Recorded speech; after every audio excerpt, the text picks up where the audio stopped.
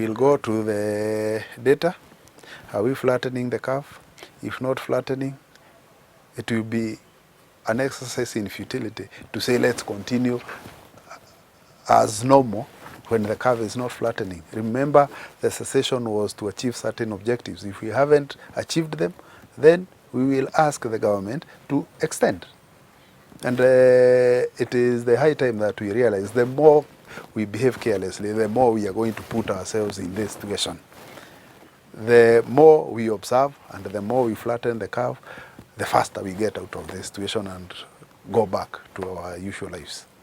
Government is putting every effort to say exponential growth means that if we continue being this reckless, those 260-something people who are already positive and those who could be carrying the virus and have not shown any signs will continue spreading it to other people. And the consequence when the incubation period lapses is that we shall have hundreds and hundreds of our people who will be sick. And it will be too late for these young people to know that iyo umanga wako nayo is taking them nowhere. They will regret. They'll be slowed down one of these fine days.